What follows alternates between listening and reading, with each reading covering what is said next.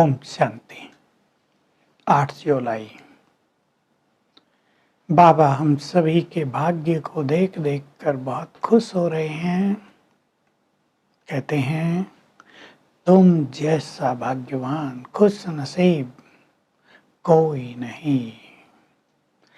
तुम राजऋषि बने हो, मैंने तुम्हें राजयोग सिखाया है।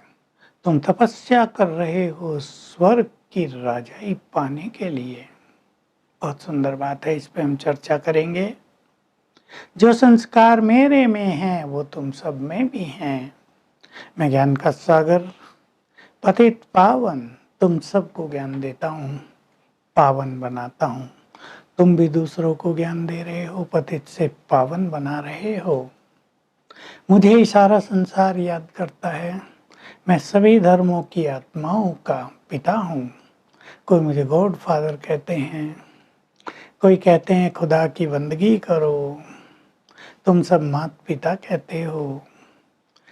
सब मेरी महिमा का गुणगान करते हैं, पर मुझे कोई जानता नहीं है। मैं खुदा कर तुम्हें सृष्टि के आदि मध्य अंत का ज्ञान देता हूँ। इस सारे चक्र को जानने से तुम चक्रवर्ती राजा बन जाते हो। बाबा रोज हमें याद दिलाते हैं, तुम सारे विश्व पर राज करते थे। तुम तब संपूर्ण निर्विकारी थे। ये भारत स्वर्ग था। धीरे धीरे तुम्हारी कलाएं नीचे उतरी, तुम विकारी बन गए, राज गंवा दिया। मैं फिर से तुम्हें पावन बनाकर, निर्विकारी बनाकर राज दिलाने के लिए आ गया हूँ। देखिए भगवान से हमारा कितना प्यार हो। हमारा खोया हुआ राज वो हमें दिला रहे हैं। बाबा याद दिला रहे हैं। एक राजा नहीं होता केवल, महाराजा, उनकी डिनास्टी चलती है, फिर और राजा, छोटे छोटे राजा भी होते हैं। इसलिए विजय माला बनी हुई है, 108 रत्नों की माला। ये 108 रत्न सारे सतयुग पर राज करते हैं। एक फूल होता है ऊपर, तो बाबा भक्ति की बात कह रहे हैं कि भक्ति में सभी मन को स्मरण करने के बाद फूल को मस्तक से लगाते हैं, सिर झुकाते हैं, चूमते हैं, प्यार करते हैं, क्योंकि वो निराकार परमात्मा शिव की याद में है। उसने ही तुमको विजय रत्न बनाया।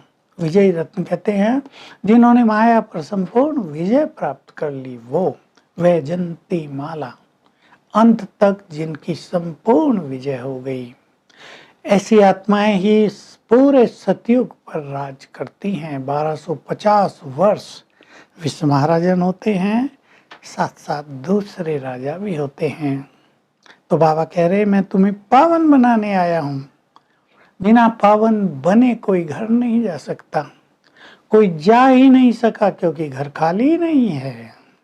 अभी वहां से सब आत्माएं नीचे नहीं आई हैं। ये घर भरपूर हो गया तुम्हारा, ये दुनिया, अब ये खाली हो जाएगी। तुम सब वहां चले जाओगे, वो भी खाली हो जाएगी। सब आत्माएं वहां से यहाँ आ रही हैं, खाली हो जाएगी परम धाम की दुनिया। फिर यहाँ से सब जाएंगे, ये दुनिया देवताओं के लिए खाली हो जाएगी। बाबा विनाश की बात तो करते ही हैं, लेकिन एक बहुत अच्छी बात कह रहे हैं कि बाबा ये नहीं चाहते कि बाबा के बच्चे बहुत कष्ट पाएं, इसलिए बॉम्ब्स बनवा दिए, फट से मृत्यु हो जाएगी।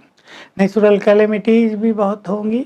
बाबा ने कहा ऐसे नहीं केवल महाभारत युद्ध से विनाश होगा, नेचुरल कैलेमिटीज बहुत होंगी, उसमें फटाफट मृत्यु हो जाएंगी, किसी को कोई कष्ट नहीं होगा। तो मैं तुम्हें पावन बना रहा हूँ, तुम्हें निर्विकारी बना रहा हूँ। एक तो हमें संपूर्ण पावन बनने पर बहुत ध्यान देना चाहिए। हमें सृष्टि के आदि से और अंत तक का संपूर्ण ज्ञान है, उस ज्ञान का हमें स्मरण करते रहना चाहिए, तो बहुत खुशी रहेगी, बहुत नशा चढ़ेगा। अब आते हैं हम उस मुख्य बात पर कि बाबा हमें राजयोग सिखा रहे हैं। हम तपस्या कर रहे हैं अपना राज पाने के लिए। तपस्या क्या है? राजाई के लिए तपस्या। हम सर्वशक्तिवान से बुद्धि योग लगाते हैं, उसकी शक्तियां ले रहे हैं, क्योंकि राजा को, महाराजा को, स्वर्ग पर राज करने वालों को बहुत बहुत शक्तिशाली होना चाहिए।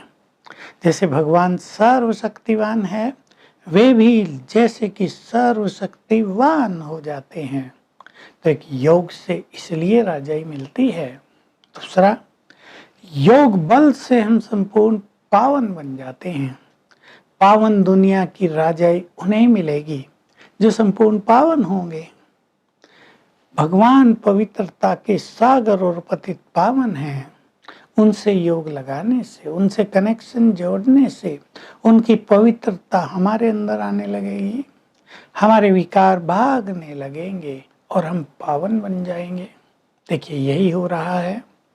सभी लोग जो योग अभ्यास कर रहे हैं, योग बल से उनकी कमजोरियां निकल रही हैं, उनके विकार नष्ट हो रहे हैं और वो पावन बनते जा रहे हैं।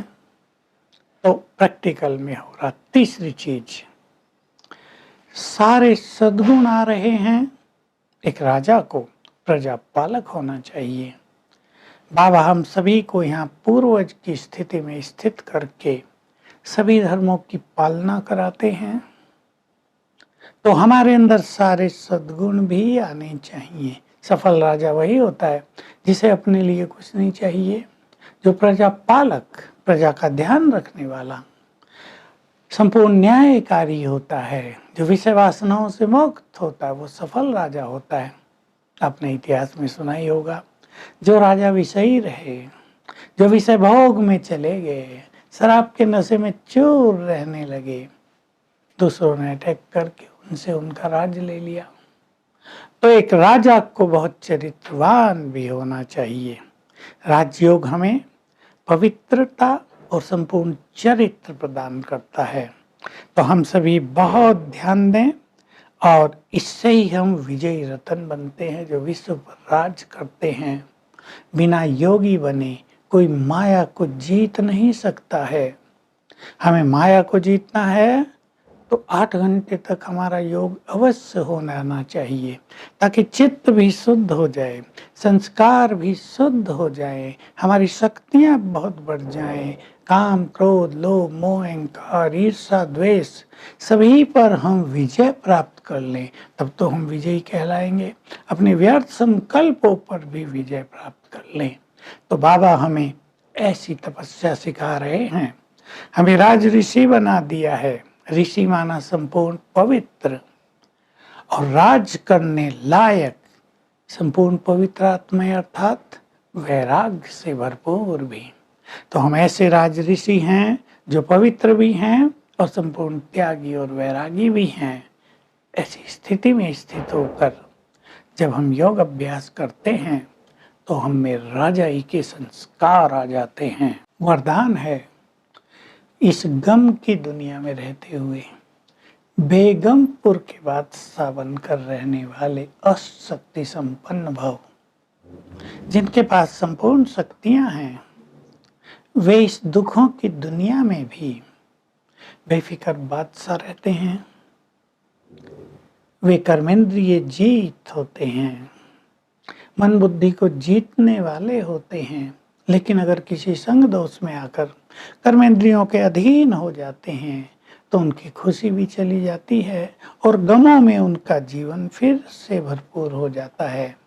तो हमारे पास अष्ट शक्तियां हैं, हम बेफिक्र बादशाह की तरह जीवन जीना सीखें। स्लोगन है, दृढ़ता की शक्ति सदा साथ हो तो सफलता तो जैसे कि गले का हार है।